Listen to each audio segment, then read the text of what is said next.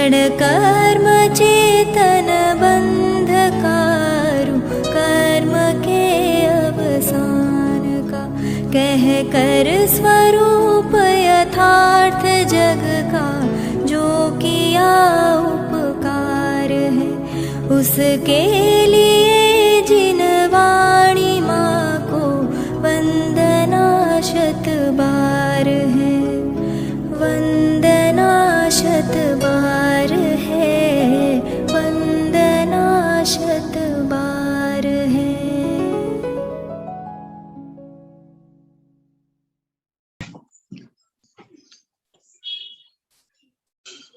भवबीजाङ्कुर जननाः रागाद्याक्षयमुपगता यस्य,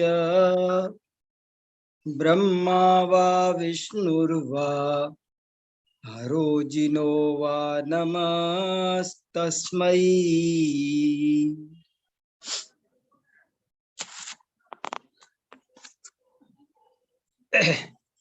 हम सब आचार्य समंत भद्र स्वामी द्वारा रचित स्वयंभू स्तोत्र का स्वाध्याय कर रहे हैं और इसका बहुत सारा परिचय हम अभी तक प्राप्त कर चुके हैं। कल हमने कुछ प्रतिनिधि श्लोकों को देखने के लिए पांचवें तीर्थंकर की स्तुति का अध्ययन किया था। आज मैं आपको सातवें तीर्थंकर की स्तुति का स्वाध्याय कराना चाहता हूं। बहुत महत्वपूर्ण स्तुति है। मैं अपने आप अपनी तरफ से कुछ न बोलकर उन आचार्य ने क्या बोला है वो आपके सामने रखना चाहता हूं। आप खुद ईमानदारी से वे क्या कह रहे हैं उसे समझने की कोशिश कीजिए।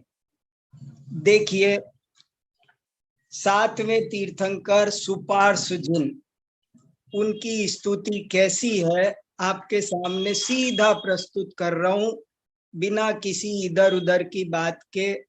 आप इससे स्वयं स्टडी कीजिए। मैं इसमें से कुछ मर्म निकाल रहा हूं, लेकिन आप खुद भी निकाल सकते हैं और बहुत अच्छे अच्छे मर्म निकाल सकते हैं। इसलिए मैं आप पर हावी नहीं होना चाहता। मैं आपके और समंत भद्राचार्य के बीच में साधक तो बन सकता हूं, बाधक नहीं बनना चाहता। तो लीजिए, आपके सामने सातवें तीर्थंकर सुपार्श्व जिन की स्तुति है। कितनी सुंदर स्तुति है, जरा देखिए।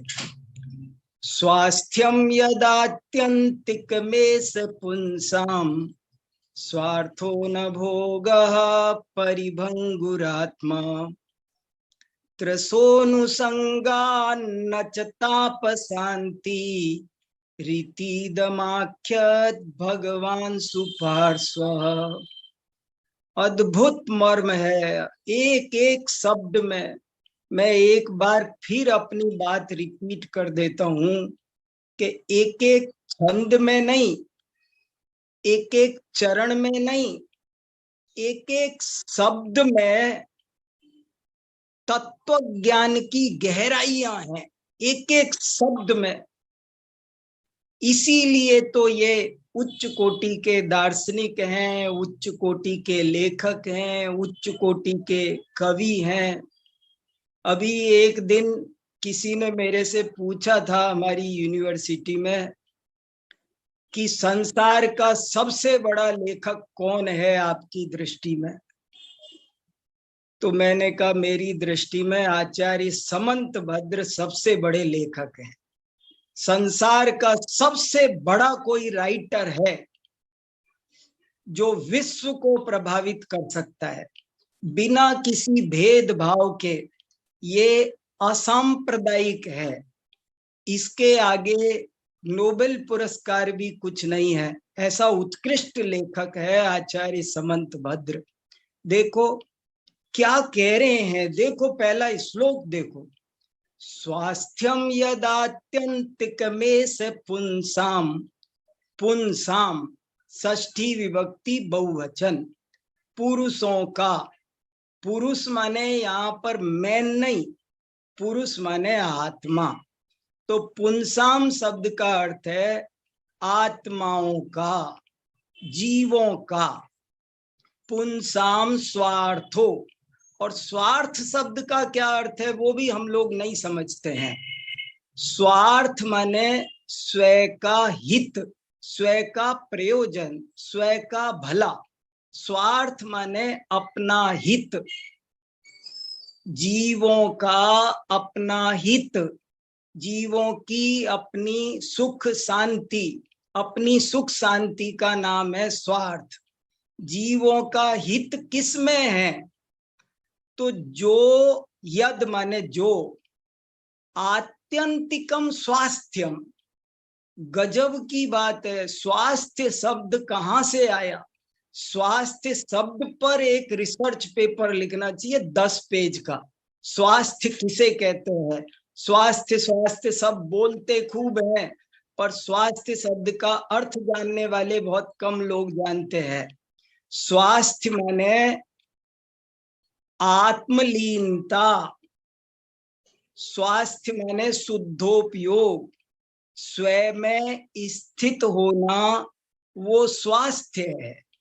और आत्यंतिक माने पूरी तरह, आत्यंतिक, आत्यंतिक माने पूरी तरह, पूरी तरह अपने आप में लीन हो जाना।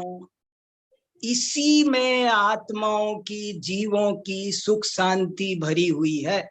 सुख शांति का क्या रहस्य है? तो वो कह रहे हैं अपनी आत्मा में पूर्णतया लीन हो जाना।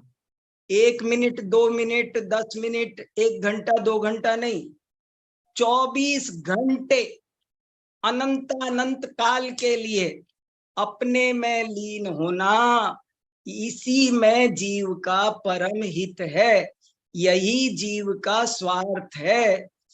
क्या पंक्ति है, स्वास्थ्यम यदात्यंतिकमेष पुंसाम, स्वार्थो न भोगा परिभंगुरात्मा। ये जितने भी क्षण भंगुर, परिभंगुर माने जो क्षण भंगुर हैं, ऐसे भोग, विषय भोग, 5 इंद्री के विषय, परिग्रह, कसाय, आरंभ, 5 इंद्री के विषय भोग, इनसे जीव का हित नहीं है, बल्कि अपने स्वरूप में अनंत अनंत काल के लिए लीन रहे, बस इसी में जीव का स्वार्थ है, इसी में जीव का सुख है। एक बार श्रद्धा तो करो, एक बार बात को स्वीकार तो करो। एक पल भी आत्मा से बाहर रहना, वो जमशेदपुर टाटा की भट्टी में जलना है। निरंतर अपनी आत्मा में लीन रहना, केवल आत्यंतिक शब्द डाला, पूर्णतया स्वास्थ्य, स्वयं में अस्त। अरे देखो बहिरात्मा लोग आपसे पूछेंगे तो वे पूछेंगे आप तंदुरुस्त हो क्या? बहिरात्माओं की भाषा होती है आप तंदुरुस्त हो क्या? लेकिन ये ज्ञानियों का शब्द है, वे आपसे ऐसे नहीं पूछते। ज्ञानियों के वचन बहुत बहुत बहुत सेलेक्टेड बोलते हैं। वो क्या शब्द बोलना, जरा जरा सी बात पर अगर अध्यापक समझदार होगा तो ये नहीं बोलेगा कि आप ये कभी नहीं समझ सकते, कितना भी कठिन हो। वो ये बोलेगा मैं नहीं समझा सकता। बड़ा फर्क है। तो शब्दों का चयन देखो, बहुत बातें हैं, पर चलो देखो, इसको ही देखो जरा क्या लिख रहे हैं। स्वास्थ्यम यदात्यंतिकमेष पुंसाम, स्वार्थो न भोग परिभंगुरात्मा, त्रसोनुसंगा नचतापशांति रीतिदमाख्य भगवान सुपार्श्व। हे भगवान सुपार्श्व, आपने मुझे ऐसा समझाया है। सारी स्थितियों का तरीका देख लो आप। 143 श्लोक हैं और सब ऐसे के ऐसे हैं। कैसे कि हे सुपार्श्व भगवान, आपने इतिदम आख्यत, ऐसा आपने कहा। आख्या, क्या माने? आपने ऐसा बोला है, आपने मुझको ऐसा कहा है, आपने मुझको ये सिखाया है। बस यही आपका अनंतानंत उपकार है। क्या सिखाया? क्या लड्डू दे दिए? बोले क्या लड्डू होते हैं, तुम लड्डू ही लड्डू देखते रहते हो। अरे उन्होंने, हे सुपार्श्व जिन, आपने मुझे ये सिखाया कि यदि तुम्हें अपना हित करना हो, स्वार्थ सिद्ध करना हो, अपना हित सिद्ध करना हो, तो एक ही तरीका है कि पूरी तरह अपने स्वरूप में लीन हो जाओ। ये 5 इंद्री के विषय भोग ये कभी भी तुम्हारा स्वार्थ सिद्ध नहीं कर सकेंगे, बल्कि त्रसोनुसंगात, बल्कि तृष्णा बढ़ाएंगे। नच ताप शांति, और जो अंदर में कसाई की अग्नि है उसको ये बुझा नहीं पाएंगे। ये बात आपने समझाई। अब बताओ, ये एक ही श्लोक ले, शांति से ले, घंटे 2 घंटे शांति से चिंतन करो। ये स्तुति है, कितनी गजब। हे सुपार्श्व भगवान, आपने मुझको ये समझाया। अरे समझाना ही उपकार है, कोई किसी को कुछ दे नहीं सकता, मूर्ख बना सकता है सिर्फ लेने देने के नाम पर। हे सुपार्श्व भगवान, आपने ये हमको इति इदम आख्यत, ये गजब की बात आपने हमको समझाई कि यदि तुम्हें स्वार्थ पूर्ण करना है, अपना प्रयोजन सिद्ध करना है। स्वार्थ शब्द का आज बड़ा कुत्सित प्रयोग हो गया, पर यह बड़ा सुंदर शब्द है। स्वार्थी होना बुरी बात नहीं होती, अच्छी बात होती है। अपना हित जो चाहता है वो स्वार्थी है। हे सुपार्श्वनाथ भगवान, आपने मुझको ये गजब की बात समझाई भगवान, कि यदि मुझे अपना हित करना है तो एक ही मार्ग है कि मैं पूरी तरह अपने स्वरूप में रही हैं अनंतानंत काल लीन हो जाऊं। 5 इंद्री के विषय भोगों से, समस्त पर पदार्थों से, उन पे से अपना लक्ष्य हटा दूं। ये 5 इंद्री के विषय भोग ये सब क्षण भंगुर हैं, इनका परिभंगुर आत्मा, इनका स्वरूप ही क्षण भंगुरता है। और ये केवल त्रसोनुसंगात, ये 5 इंद्री के विषय भोग केवल तृष्णा को बढ़ाते हैं। मानो पावक में घी डाला, ऐसे हैं ये। और इनके सेवन से कभी भी ताप शांति नहीं होती। ताप, संताप, संतप्त मानस शांत हो। वो संतप्त मानस किससे शांत होते हैं? कैसे शांत होते हैं? ये संतप्त मन शांत होता है अपने स्वरूप की लीनता से। तो क्या पूरी स्तुति में ऐसे ऐसे गजब गजब के श्लोक है। ये शुद्धोपयोग की दृष्टि से कितना महत्वपूर्ण श्लोक है। स्वास्थ्यम यदात्यंतिक में से पुंसम स्वार्थो न भोगः परिभंगुरात्मा त्रसोनुसंगा नचतापशांति रीतिदमाख्य भगवान सुपार्श्व। अगला देखो क्या अमृत आ रहा है। देखो अगला देखो, अजंगमम जंगम नेय यंत्रम यथा तथा जीव धृतम शरीरम बीभत्सुपूति क्षयिताप कंच स्नेहो व्रथात्रेति तम त्वमाख्य। त्वमाख्य, त्वमाख्य माने देखो पूरे पांचों के पांचों में ये है, सुपार्श जिनकी स्तुति के 5 छंद है और पांचों के पांचों में हे भगवान मैं आपको इसलिए प्रणाम करता हूं क्योंकि आपने मुझे ये समझाया और 5 बड़ी इंपॉर्टेंट बात कही है। पहले मैं कहा कि स्वास्थ्य अस्पताल में जाने से नहीं मिलता, स्वास्थ्य दुकान पर जाने से नहीं मिलता, स्वास्थ्य पार्क में घूमने से नहीं मिलता, स्वास्थ्य रसोई में नहीं मिलता, बादाम का हलवा खाने का से स्वास्थ्य नहीं मिलता, स्वरूप में लीनता होने से स्वास्थ्य मिलता है, सुंदर कपड़े पहनने से स्वार्थ सिद्ध नहीं होता, लोगों से जान पहचान रखने से स्वार्थ सिद्ध नहीं होता, पैसों से नहीं होता। ये सब उल्टी तृष्णा को बढ़ाने वाले तरीके हैं।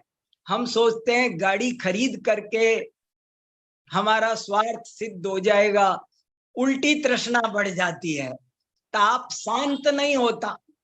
क्या क्या क्या कहा है इस श्लोक में, क्या कहा है, बहुत ही उच्च कोटि की बात है। 10 मिनट में पूरा करने जैसा ये श्लोक है नहीं। कर देते हैं, हमें कोर्स कॉलेज में पढ़ाने की आदत है, बढ़ जाते हैं हम ये विश्वास करके कि बच्चे स्वयं मेहनत करेंगे। देखो भैया बहुत गहरा और सुंदर और अद्भुत है। स्वास्थ्यम यदात्यंतिक में से पुंसाम स्वार्थो न भोग परिभंगुरात्मा त्रसोनुसंगा न च ताप शांति रीति दमाख्य भगवान सुपार्श्व। और अगले में फिर कहा कि हे भगवान त्वम आख्य, त्वम माने तुमने, आख्य माने कहा है, तुमने ऐसा कहा है। ऊपर सुपार्श्व प्रथम पुरुष था इसलिए आख्यद आया, लेकिन यहाँ त्वम मध्यम पुरुष है इसलिए आख्य आया। लेकिन क्या गजब की बात, ये सब पकड़ में आए ना, बाल की खाल जरा सा समझ में आना चाहिए क्या कह रहे हैं। सूक्ष्म अजंगमम जंगम नेय यंत्रम, ओ हो, क्या कविता है, क्या लेखन है, क्या मर्म है, क्या तत्व ज्ञान है, कितनी उच्च कोटि की फिलॉसफी है। हे भगवान आपने दूसरी बात मुझे ये समझाई, क्या समझाई कि ये जो शरीरम, ये जो शरीर है हमारे पास में, इसका मुझे सही पता ही नहीं था ये चीज क्या है, लेकिन आपने मुझे आत्मा का ज्ञान तो कराया ही, लेकिन ये शरीर क्या है इसका भी ज्ञान कराया। क्या ज्ञान कराया भैया कि ये अजंगमम जंगम नेय यंत्रम, अजंगम यानी अचेतन, जंगम माने चेतन, अजंगम माने अचेतन जड़, जंगम माने चलने फिरने वाला, सजीव, सजीव को बोलते हैं, जैसे थावर जंगम बोलते हैं ना, जंगम माने चलने फिरने वाला सजीव और अजंगम माने स्थिर जड़ अचेतन। हे भगवान आपने हमको ये समझाया कि ये शरीर अजंगम है, अपने आप में जड़ है, स्थिर है, लेकिन जंगम नेय यंत्रम, लेकिन जंगम माने जीव के द्वारा, नेय माने चलाया जाने वाला, यंत्र माने मशीन। ये शरीर एक ऐसा यंत्र है, एक ऐसा मशीन है कि जो स्वयं जड़ है। जैसे दुनिया, जैसे गाड़ी, कार गाड़ी खुद जड़ है, लेकिन यदि उसमें कोई पुरुष बैठ जाए तो गाड़ी को चला सकता है। ऐसे ही ये शरीर अपने आप में अजंगम है, लेकिन इसके अंदर आत्मा बैठता है तो वो इसे ले जाता है, लाता है, चलाता। हे भगवान, आपने मुझे ये समझाया, शरीर का स्वरूप समझाया। ये शरीर जीव धृत मशीन है, ऐसी मशीन है। दुनिया की सारी मशीन है, कंप्यूटर अचेतन है, लेकिन ऑपरेटर उसको चलाता है। खिलौना है, गाड़ी है, सब कुछ है, वॉशिंग मशीन है, कोई भी चीज है, तो वे सारी मशीनें अपने आप में अचेतन होती हैं, लेकिन चेतन पुरुष उनको चलाता है। अजंगमम जंगमनेय यंत्रम यथा, यथा माने जैसे, जैसे कि दुनिया में कोई मशीन स्वयं अचेतन होती है लेकिन चेतन के द्वारा चलाई जाती है, उसी प्रकार ये शरीर जीव के द्वारा धारण किया जा रहा है, जीव के द्वारा इसका संचालन हो रहा है। ये शरीर अपने आप में जीव नहीं है, अंदर इसमें जीव नाम का एक चेतन ड्राइवर बैठा है, वो है, तो ये शरीर चल रहा है। इस शरीर के देखने, चलने, बोलने आदि क्रियाओं से भी उस जीव की सिद्धि हो रही है। जीव अपने अस्तित्व को सिद्ध कर रहा है इसकी क्रियाओं के द्वारा। और कैसा है ये शरीर? बीभत्सु, ये बहुत भयानक है। जरा एक मक्खी के पर बराबर इसकी स्किन उतार के देखो तो देखा नहीं जाएगा। पूती, 24 घंटे जिसमें से मवाद बहती रहे, पूती माने जिसमें खून मवाद बहती रहती है। क्षयी, 24 घंटे क्षीण होता है। कल मेरा शरीर जैसा था आज क्षीण हो गया है कल, और जो 24 घंटे अंजुली के पानी की तरह गलता जा रहा है उसे कहते हैं क्षयी। अब ये सब शब्द समझ में आने चाहिए। बीभत्सु, पूती, एक एक शब्द में एक एक पेज लिखा है, एक एक शब्द में एक एक आर्टिकल है। बीभत्सु पर एक लेख लिख सकते हैं, पूती पर एक लेख, क्षयी पर एक लेख, तापकम पर एक लेख, स्नेहो व्यथा इस पर एक लेख। कितनी गजब। हे सुपार्श्वजिन, आपने मुझे ये समझाया कि ये शरीर का वास्तविक स्वरूप ये है कि ये अपने आप में चेतन नहीं है, ये तो अंदर जो चेतन बैठा हुआ है वो इसको चला रहा है, ये अपने आप में नहीं चलता है। और ये शरीर बीभत्सु है, भयानक है, खून मवाद से बहती रहती है। 9 द्वार बहे घिनकारी, पूती माने 9 द्वार बहे घिनकारी, और क्षयी माने सांध्य दिन कर लालिमासम, वो अनित्य है। और तापकम, ताप उत्पन्न कर, ये शरीर दुख का कारण है, शरीर बंधन है, शरीर सुविधा नहीं है, दुविधा है। ये शरीर हेल्पर नहीं है, शरीर हमको हमारा भला नहीं कर रहा है, बल्कि हम जो मुक्त थे उसको पिंजरे में डाल रखा है इसने, ये हमारा पिंजरा है, इसलिए ताप कम। और इससे स्नेह करना ये व्रथा है, ये परम हितकारी बात। हितम, हितम माने ये परम हितकारी बात। हे सुपार्श्वनाथ भगवान, आपने मुझे समझाई, मैं बारंबार बड़ी भक्ति के साथ आपको प्रणाम करता हूँ। भगवान, आपने क्या समझा दिया मुझे, मैं निहाल हो गया, मैं कृतकृत्य हो गया, मुझे अपूर्व चीज मिल गई, आपने मुझे ये समझा दिया, इसके लिए मैं प्रणाम करता हूँ। और आपने क्या क्या समझाया, तीसरा श्लोक देखिए। अलंघ्य शक्तिर्भवितव्य तेयम हेतुद्वयाविष्कृत कार्य लिंगा अनीश्वरो जंतुरहं क्रियार्थ संहत्य कार्ये स्वित साध्ववादी। साध्ववादी, साधु प्लस अवादी, साधु माने सही, उत्तम, बढ़िया बात, और अवादी माने कई है। हे भगवान आपने ये अच्छी बात कही है। देखो ऊपर तो कहा था कि आपने मुझे बताया, दूसरे में फिर कहा आपने मुझे बताया, तीसरे में फिर कह रहे हैं कि आपने मुझे बताया, और एक एक गजब की बात बता रहे जो मुक्ति मार्ग का सार है, जो तत्व ज्ञान से भरपूर है। इसकी टीका करते समय प्रभाचंद्राचार्य ने लिखा है कि स्वयंभू स्तोत्र में द्वादशांग का सार है। ऐसा लिखा है, एक जगह एक शब्द डाला है बहुत अच्छा, निशेष जिनोक्त धर्म विषया।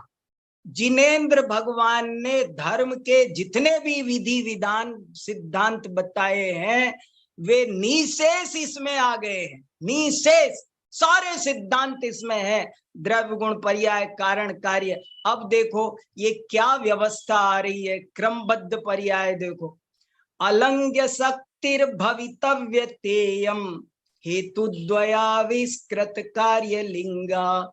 हे भगवान आपने मुझे ये समझाया कि अलंघ्य है भवितव्यता, भवितव्यता अलंघ्य है, जिसे इंद्र जिनेन्द्र नरेंद्र चक्रवर्ती कोशक कदिवारे दुम इंदोवा है जिनिंदोवा, जिसे इंद्र जिनेन्द्र भी टाल नहीं सकते, जिसका उल्लंघन नहीं कर सकते, साक्षात तीर्थंकर भी जिस, ये शब्द तो देखो कैसा सुमेरु पर्वत जैसा शब्द है।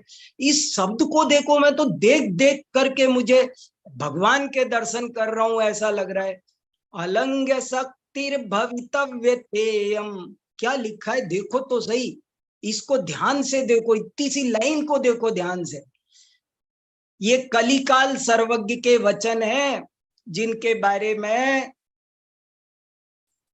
एक आचार्य ने लिखा है कि वचय समंत भद्रस्य वीरस्येव विजृंभते। समंत भद्र की वाणी माने साक्षात भगवान महावीर की वाणी। और अगर महावीर की वाणी है तो देखो क्या लिखा है, अलंघ्य शक्तिर भवितव्य तेयम हेतुद्वयाविष्कृत कार्य लिंगा। ओ हो, जगत के समस्त कार्य दो प्रकार के हेतुओं से होते हैं, पहचाने जाते हैं, निमित्त और उपादान, या बहिरंग कारण और अंतरंग कारण। जगत में जितने भी कार्य हैं वे सभी दो प्रकार के हेतुओं से आविष्कृत होते हैं, और वो जो कुछ होना है, जो कुछ होता है, दोनों प्रकार के हेतुओं से, जैसा जैसा जो कार्य जिस द्रव्य का जिस क्षेत्र में जिस काल में जिस भाव से जैसा होना होता है वो अलंघ्य है। वो भवितव्यता, जब जिस समय जो कार्य होना है उसे कोई माई का लाल, कोई दुनिया की शक्ति, अरे माई का लाल तो बहुत छोटा सा शब्द है, ये तो क्या इंद्र जिनेन्द्र कह दिया तब क्या बताओ, और कौन बचा। अलंघ्य शक्तिर भवितव्य तेयम, अद्भुत श्लोक है, अद्भुत, एक एक की बहुत जबरदस्त है। अलंघ्य शक्तिर भवितव्य तेयम हेतुद्वयाविष्कृत कार्य लिंगा। अनीश्वरो जंतुरहं क्रियार्थः, ये जीव जबरदस्ती अहंकार में चूर रहता है। अहं क्रियार्थ, क्या शब्द ढूंढा। और जंतु, जंतु माने हम और आप जंतु हैं। देखो तो सही, ये जो मैं करता हूं ऐसे अहंकार में जो दुखी है, अहं क्रिया आर्त, आर्त माने व्याकुल, आर्त माने क्या है, आर्त शब्द, अब देखो कहीं दिख ही नहीं रहा, व्याकुल शब्द लिखते तो कितनी जगह घिरती। समंत भद्राचार्य गागर में सागर नहीं, सरसों के दाने में छेद करके सागर भर रहे हैं। इतना थोड़े शब्दों में महासागर भर रहे हैं। आर्त, आर्त शब्द में बहुत कुछ कह दिया। मैं बदल सकता हूं, मैं कर सकता हूं, ऐसा जो कहता है वो अनीश्वर है, वो गुलाम है, वो कीड़ा है, कीड़ा। अहंक्रियार्थ है, अहंकार में चकनाचूर प्राणी अपने को समझता है मैं सब कुछ हूं, मैं करता हूं, मैं करता हूं। मरियल कुतिया चलती गाड़े के नीचे समझती है मैं गाड़ा खींच रही हूं। अरे तू कहाँ, अलंग शक्तिर भवितव्य तेयम हेतुद्वयाविष्कृत कार्य लिंगा अनीश्वरो जंतुरहं क्रियार्थः संहत्य कार्ये स्वितु साध्ववादी। हे सुपार्श्वनाथ भगवान, आपने हमको ये समझाई। पहली बात क्या समझाई? 5 तो याद रखो। क्या समझाया सुपार्श्वनाथ भगवान ने? पहली बात ये समझाई कि स्वास्थ्य किसे कहते हैं, स्वार्थ किसमें है वास्तव में, ये समझाया। दूसरा ये समझाया कि भैया ये शरीर का वास्तविक स्वरूप क्या है। और तीसरा ये समझाया कि इस जगत की व्यवस्था कैसे चल रही है, कुछ होश है कि पड़े हो अहंकार में चकनाचूर, कुछ दिखता नहीं है, होश नहीं है, अंधे हो रहे अहंकार के मारे, अहंकार के मारे सोते नहीं हो, आकुल व्याकुल। मैं आकुल व्याकुल हो लेता, व्याकुल का फल व्याकुलता है। अलंग शक्तिर भवितव्य तेयम, देखो भवितव्यता अलंग है, भवितव्यता, भवितव्यता माने जो होने योग्य है वही होगा, इसका नाम है भवितव्यता।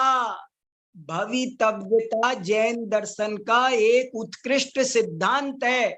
समंत भद्राचार्य ने इस सिद्धांत का नाम दिया है भवितव्यता। यदि आप भवितव्यता के नाम से दुनिया में व्याख्यान करो तो संसार में कोई इसका विरोध नहीं कर सकता। आगम में भवितव्यता शब्द बार बार है। भवितव्यता अलंघ्य शक्ति है, उसका कोई उल्लंघन नहीं कर सकता।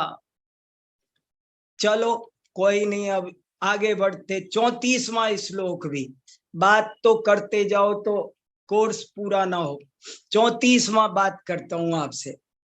बिभेति मृत्योर्न ततोस्ति मोक्षो नित्यं शिवं वाञ्छति नास्य लाभ तथापि बालो भय काम वश्यो वृथा स्वयं तप्यत इत्यवादी। इत्यवादी ऊपर का साध्ववादी, उससे ऊपर का त्वमाख्य, उससे ऊपर का इतिदम आख्य।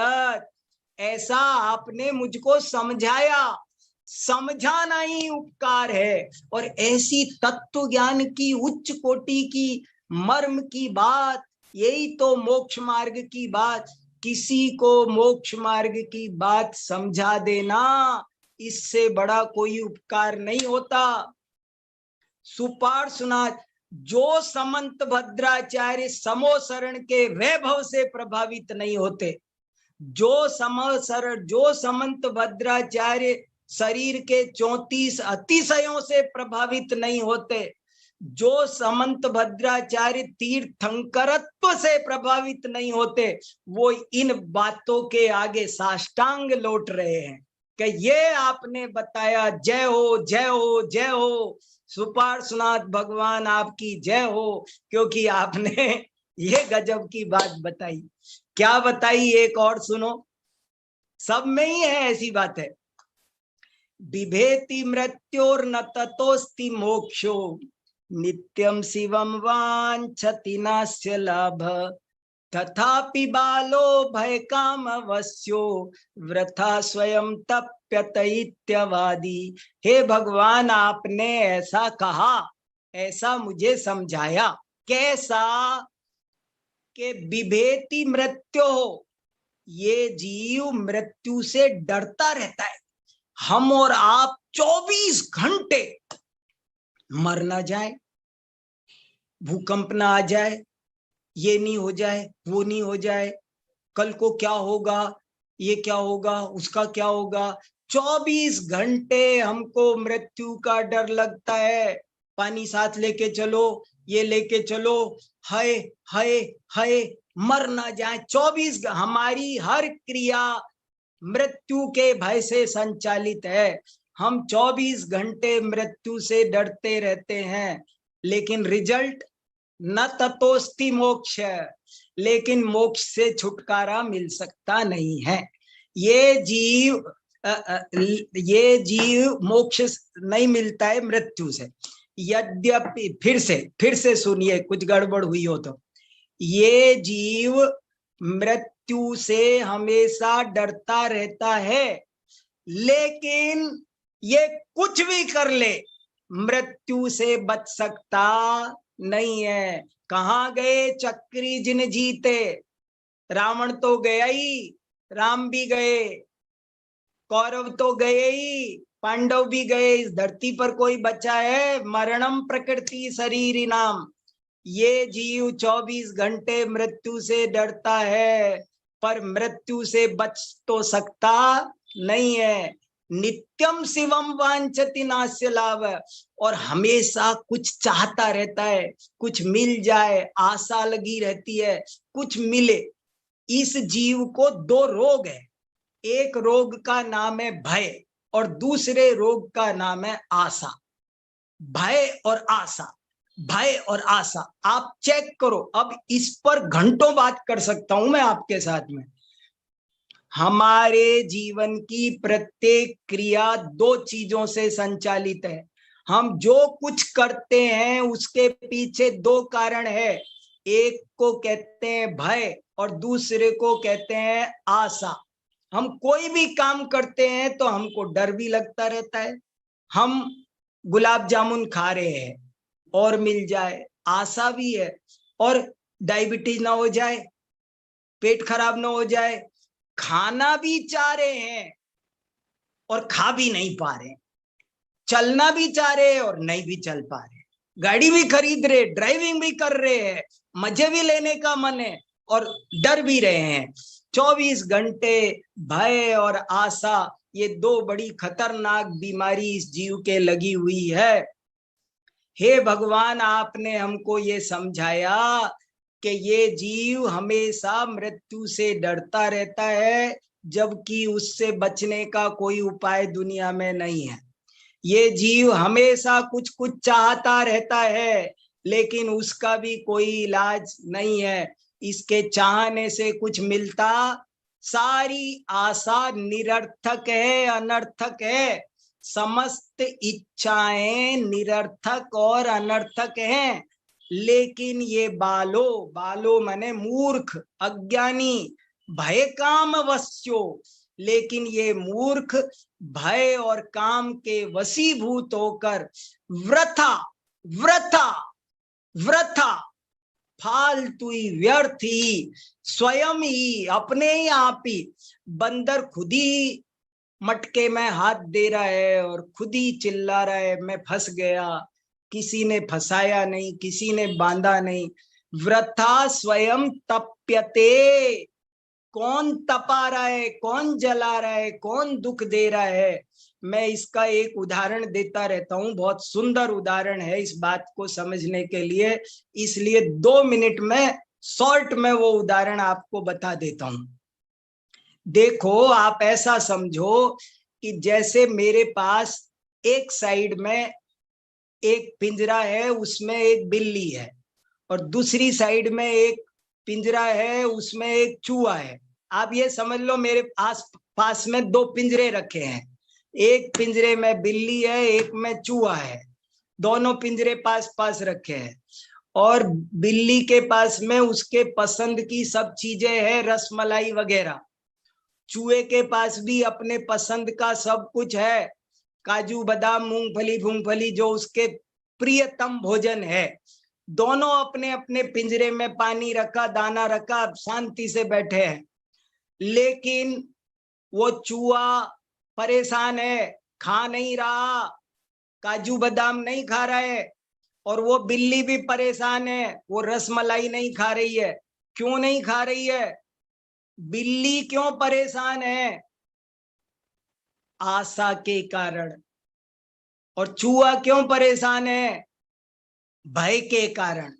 जबकि दोनों का भय और आशा व्यर्थ है, दोनों पिंजरे में ताले में कैद है।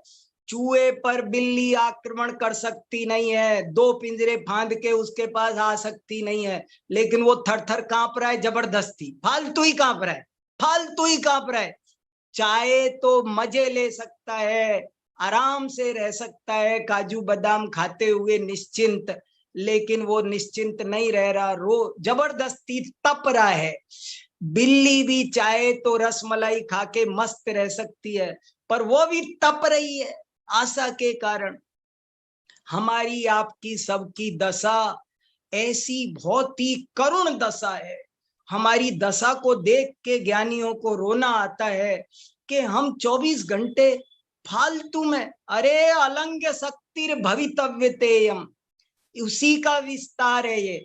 जब मृत्यु आनी है, मृत्यु आना निश्चित है, और जब आना है उसमें एक सेकंड भी कम ज्यादा हो सकता, कोई नहीं कर उस क्षण को टाल सकेगा क्या? कोई नहीं टाल सकता। ऐसा अद्भुत वस्तु का स्वरूप है।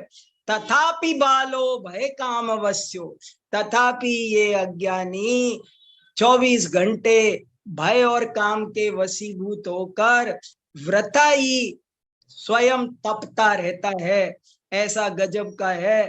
5वां छंद आज फिर रह गया लग रहा है, समय की कमी होने से। हमारे पास 3-4 मिनट है, तो अगर किसी को कुछ कहना हो तो कह दो, नहीं तो मैं 5वां छंद भी सुना दूंगा। फिर लोगों के प्रश्न रहते हैं ना, इसलिए अगर, हाँ बोलिए भव्य जैन। हमारे पास 3 मिनट बाकी है, जो भी कोई बात हो तो कर सकते हैं। देखो भैया, अमन भैया, हमारे क्लास मॉनिटर अमन राजा। भाई साहब, मेरा ये प्रश्न था कि अलंघ्य शक्ति भवितव्यतेयम का इसका अर्थ थोड़ा हल्का सा स्पष्ट कर दीजिए। देखो, इयम भवितव्यतेयम, इसका संधि विच्छेद करो। इयम, इयम भवितव्यता, इयम अलंघ्य शक्तिर भवितव्यतेयम, इयम भवितव्यता अलंघ्य शक्ति अस्ति। यह भवितव्यता अलंघ्य शक्ति वाली है। अलंघ्य शक्ति में भी बहुब्रीहि समास है। यह भवितव्यता माने यह होनहार अलंघ्य है, इसे कोई टाल नहीं सकता, इसका कोई लंघन नहीं कर सकता, उल्लंघन नहीं कर सकता। ठीक है,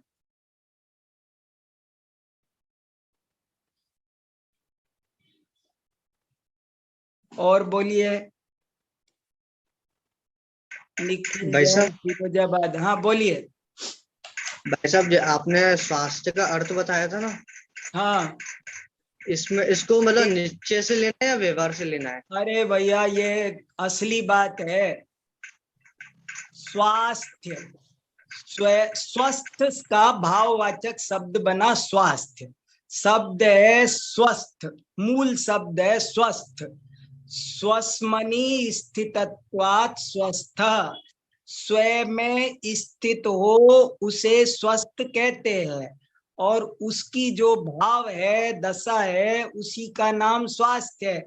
जब हम आपसे पूछें कि आप स्वस्थ हो क्या, उसका मतलब है आप शुद्धोपयोग में हो क्या, आप अपनी आत्मा में लीन हो तो स्वस्थ हो, और अगर पर पदार्थों में स्थित हो तो परस्थ हो। तो हमको परस्थ नहीं होना है, हमको स्वस्थ होना है। स्वास्थ्य क्या क्या, मैंने आपको 5% भी नहीं समझाया है।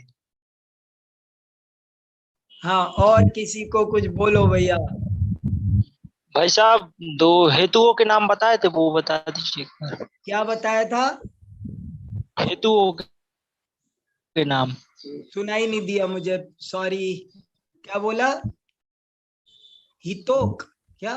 2 हेतुओं के नाम। हाँ, 2 हेतु, 2 जगत हेतु। हाँ ठीक ठीक ठीक ठीक ठीक, समझ गए समझ गए। जगत के सारे कार्य दो हेतुओं से हो रहे हैं। हेतु माने कारण। जगत का प्रत्येक कार्य दो प्रकार के कारणों से होता है।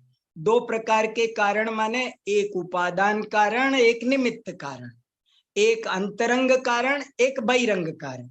जैसे घड़ा बनता है तो उसमें मिट्टी रूप उपादान कारण भी चाहिए और कुमार रूप निमित्त कारण भी चाहिए।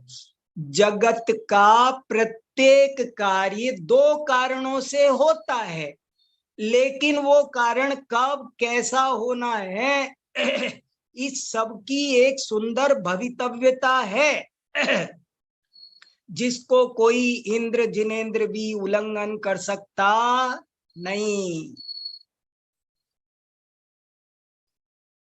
बोलो भैया।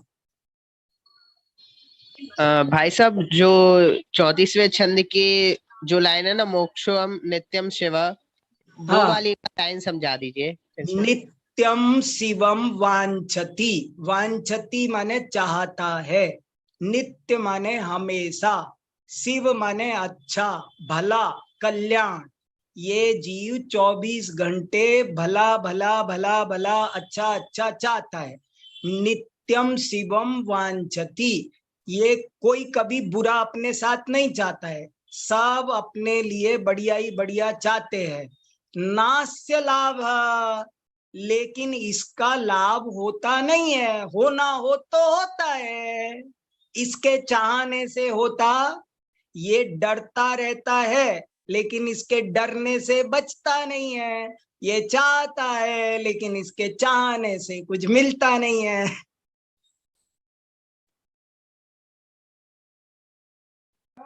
भाई साहब, हाँ, आपने 33वें छंद में ये साधु का क्या अर्थ बताया था? साधु माने अच्छा, साधु माने उत्तम, सही।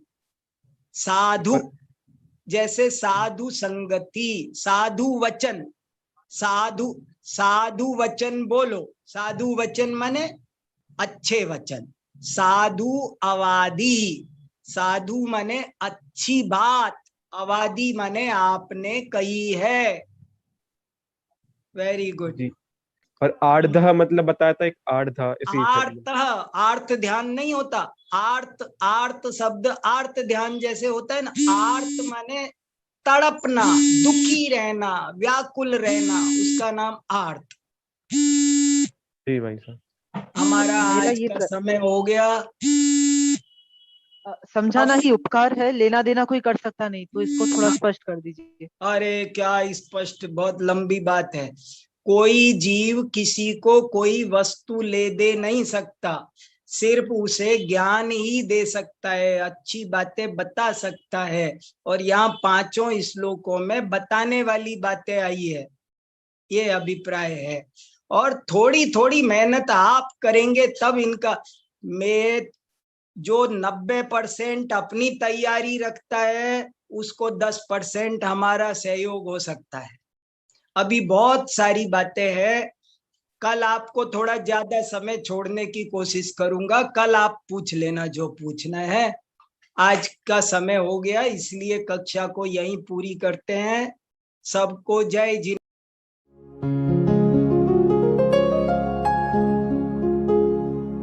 निज निधि निज में बताए, यह अनंत उपकार है उसके लिए जिन वाणी माँ को वंदना शत बार है, वंदना शत बार है, वंदना शत बार है।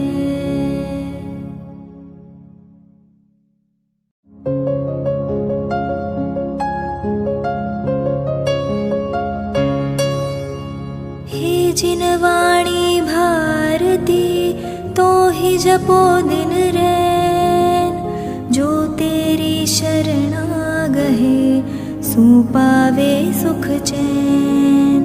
जा वाणी के ज्ञान दे सूझे लोकालोक, सो वाणी मस्तक नवो सदा देत हो ढोक, सदा देत हो ढोक।